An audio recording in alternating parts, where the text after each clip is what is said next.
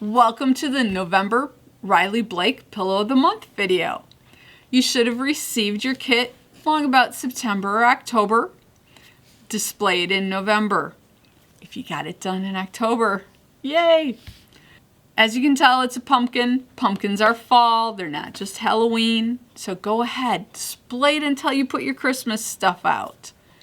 What I'm hoping is that as you're doing these Pillow of the Months, you're finding more confidence in yourself and in your skills, because we're building on those skills month after month.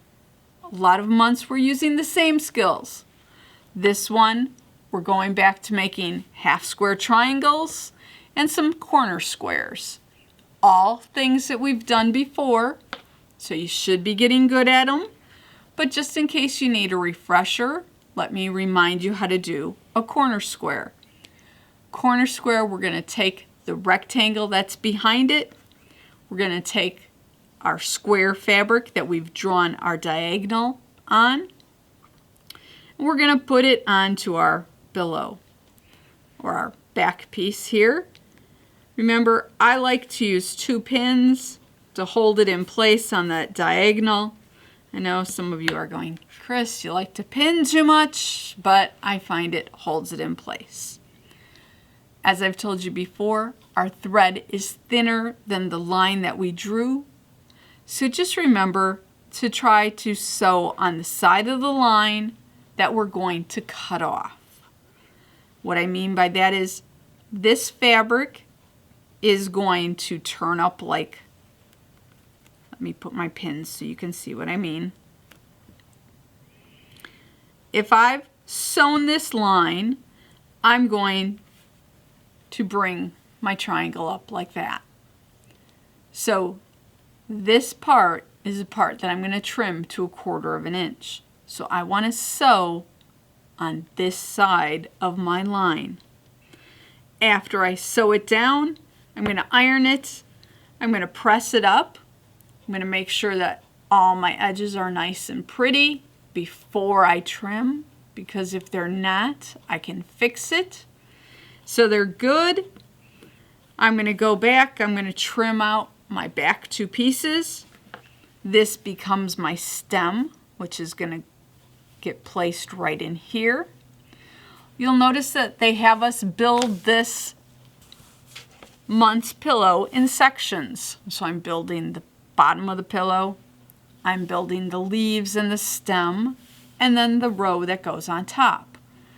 I'm also adding cornerstones to my bottom border and my top border.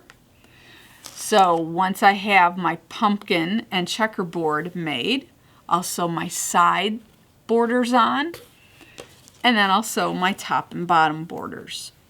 And that will be my pillow front. I'll then quilt it however I like. You guys know me. Straight line quilting is about all I can do. So I'm going to straight line quilt on my checkerboard.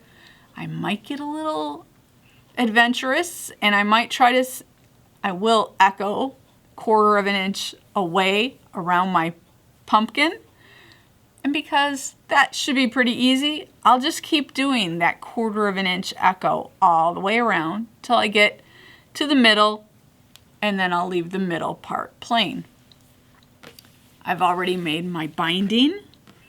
So once I have my front quilted, I take my 2 backs, which you should be very familiar with right now. You just have your 2 back pieces, you're turning under the edges. We're going to assemble it wrong sides together. We're going to put our binding on it just like you do for a quilt. So sew it on the top, 1/4 of an inch. And then we're just going to fold that to the back, and you can machine sew it or hand sew it.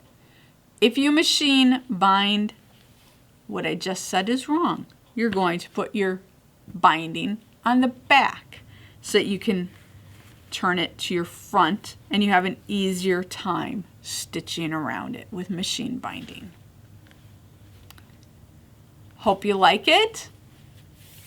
I'm finding them to be quite fun month after month.